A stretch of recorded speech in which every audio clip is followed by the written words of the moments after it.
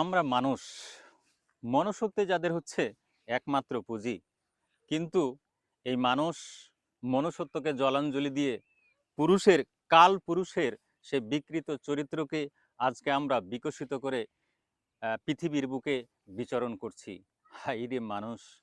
যে মানুষ এই কাল পুরুষের করাল গ্রাসে নির্যাতিত নিষ্পেষিত, আজকে সমাজের ছোট্ট একটি শিশুও সেখান থেকে রেহাই পায় না।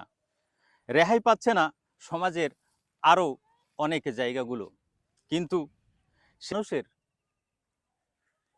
কাল পুরুষ, এই কাল পুরুষের করাল গ্রাস থেকে অবুঝ শিশুরাও রেহাই পাচ্ছে না রামিসার মতো অবধ শিশুরাও, যারা সমাজের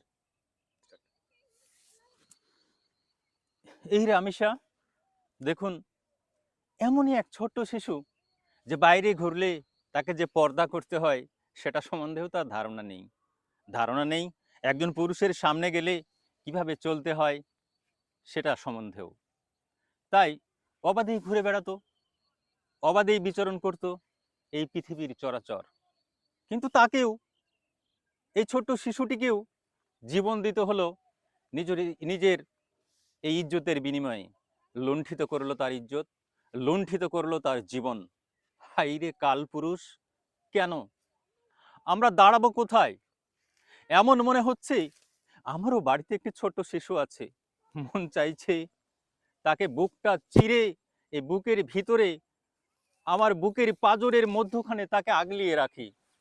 কিন্তু আমার মনে হয় না এই পৃথিবীর এই বিকৃত মন মানসিকতার পুরুষগুলো হয়তো সেখানেও তাকে স্বস্তিতে থাকতে দিবে কি না।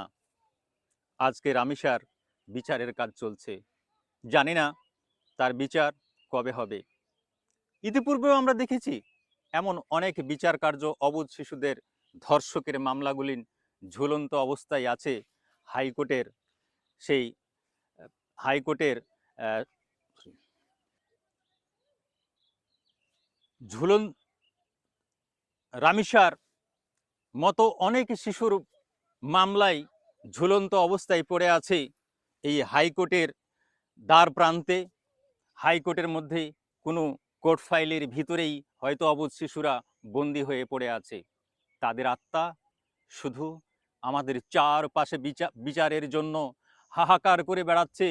আমি বিচার চাই, আমি বিচার চাই। বাবা, আমার বিচার হলো না কেন?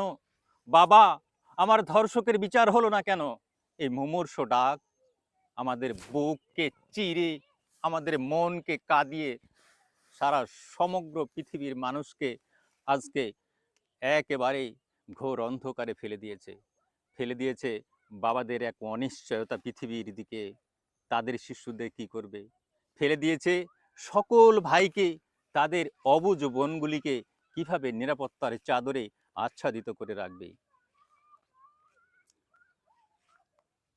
আজ তাই আপনাদের বলতে চাই, আসুন এই রামিসা হত্যার এই ঘৃণিত কাজের এই কাজের সাথে যারা জড়িত তাদের আমরা বিচার চাই এবং অবিলম্বে বিচার চাই। প্রয়োজনে এদের জন্য নতুন আইন তৈরি করা হোক। 24 ঘন্টার ভিতরে প্রয়োজনে তাদের বিচারের রায় আমরা দেখতে চাই। তাহলে হয়তো এই বিকৃত মন মানসিকতা কাল পুরুষগুলো আর এই হায়নাদের মতো করে এই ছোট্ট শিশুদের উপরে ঝাঁপিয়ে পড়বে না। আমরা এই দিনটির অপেক্ষায় থাকলাম। সম্মানিত দর্শকবৃন্দ, আমরা আপনাদের কাছে এর বিচারের দায়ভার দিলাম।